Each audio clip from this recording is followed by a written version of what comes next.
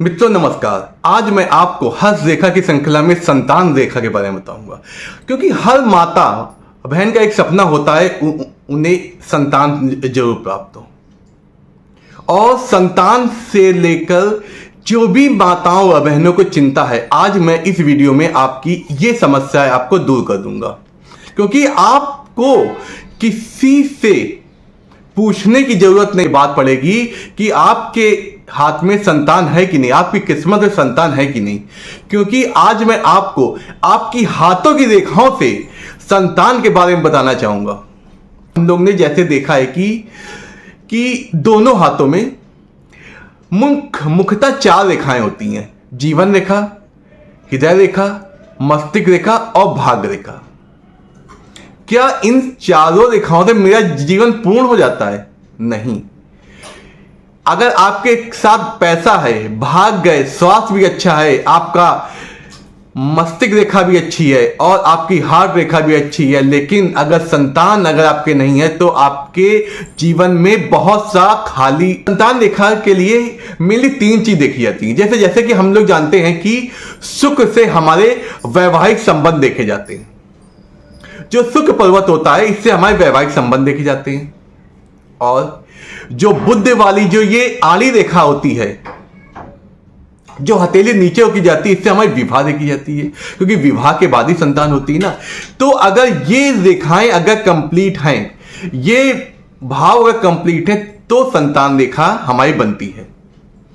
अब देखिए, संतान रेखा को एक सबसे अच्छा होता है देखने का कि बुध पर्वत से, अगर आपका बुध पर्वत सही है, अगर उसमें ये देखिए विवाह रेखा किसी के 1 होती है, किसी के 2 होती है, किसी के 3 होती हैं।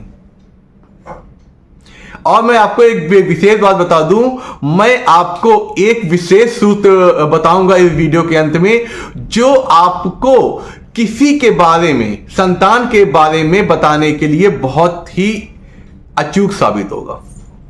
आप इस वीडियो के अंत तक बने रहिएगा। देखिए, जो हमने बताया विवाह रेखा, ये विवाह रेखा की किसी के 1 होती, किसी 2 होती, किसी की 3 होती हैं। विवाह रेखा को अट्रैक्शन रेखा भी कहते हैं। अट्रैक्शन रेखा क्या? कहीं आपकी किसी एक विशेष दोस्त से आपका लगाव हो गया, उससे फ्रेंडशिप अच्छी होगी, उसको भी अट्रैक्शन रेखा कहते हैं। और उसको भी यहीं से देखते हैं। अगर किसी से आपका अगर प्रेम हो गया तो उसको भी यहीं से देखते हैं। इसलिए अगर किसी के हाथ में अगर 1 रेखा है, तो ये समझ लीजिए उसका विवाह, सिर्फ वही रेखा आपकी विवाह रेखा होती है। अगर किसी के 2 या 3 रेखाएं हैं, तो जो सबसे सबल और सबसे क्लियर रेखा होती, उसी रेखा को विवाह रेखा माना जाता है। तो इसलिए ये जो रेखाएं होंगी, तो उसको हम विवाह रेखा नहीं मानेंगे। तो इसलिए हमें उस जातक से पहले ये पूछ लेना चाहिए आपका विवाह किस आयु में हुआ था। तो इन रेखाओं की मदद से, ये देखिए आपकी स्क्रीन के ऊपर चल रहा है, इन रेखाओं की मदद से आप जान जाएंगे कि उसका विवाह किस एज में हुआ है।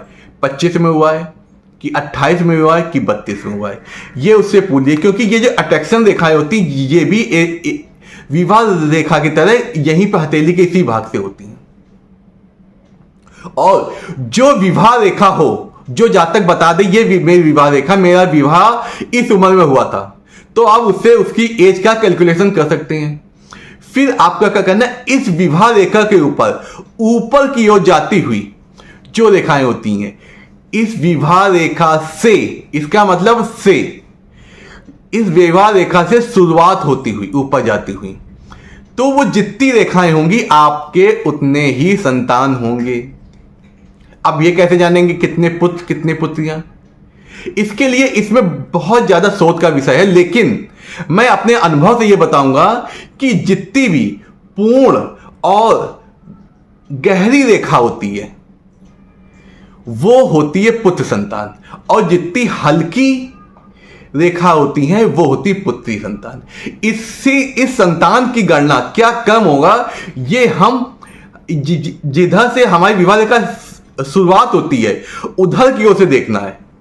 इसका मतलब हथेली के इस ओर से, जहां हमारी ये छोटी उंगली होती है, उसके इस ओर से देखना है कि हमारी कितनी संतानें होंगी।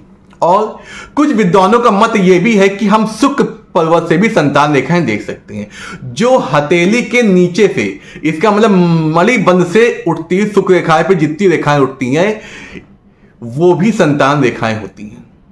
इसमें भी यही लॉजिक होता है, जो अगर लंबी और गाढ़ी रेखा है वो पुत्र संतान है, और जो हल्की और छोटी रेखा है वो पुत्री संतान होती है।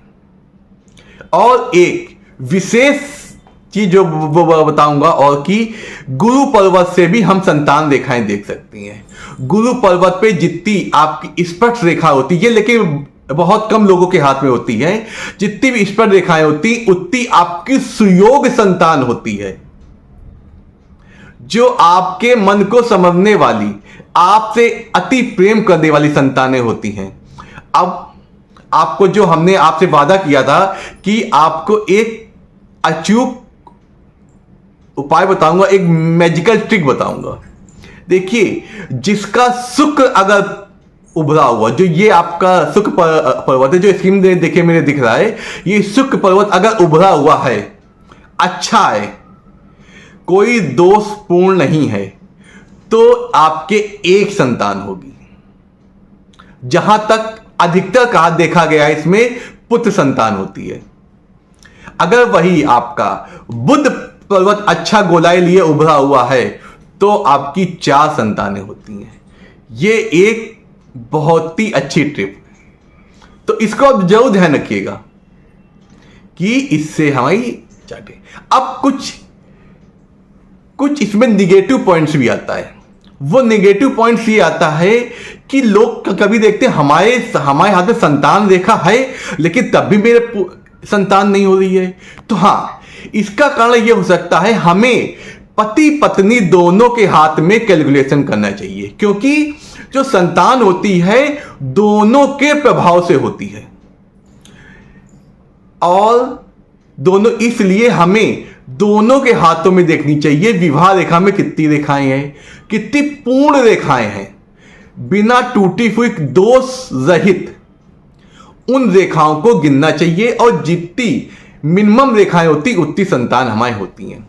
अगर इन रेखाओं पे कोई आपका तिल है या किसी प्रकार का क्रॉस है तो भी वो संतान रेखा नहीं कही जाती, वो खंडित संतान होती। जैसे कि किसी का मिस कैरेज हो जाता है, ये वो संतानें होती हैं। और एक बात ध्यान रखें, कुछ लोग क्या होता है, विवाह रेखा में को काटते हुए कुछ रेखा ऊपर जाती हैं, वो संतान रेखा नहीं होती है। वो क्या होती है, वो आपके वैवाहिक संबंध में अनबन या कलह का संदेश देती हैं। कभी कभी ये कुछ समय के लिए विच्छेदन का भी संदेश देती हैं, तो इन रेखाओं को संतान रेखा नहीं कहेंगे। अब एक आपको मेन चीज आपको बता रहा हूं, जो आजकल के आधुनिक युग में जो आपका प्रचलन चला है उससे रिलेटेड चीजें। जैसे पहले आदि काल में हमारा आजकल चला IVF, इस टाइप की नई टेक्निक चली है संतान होने के लिए।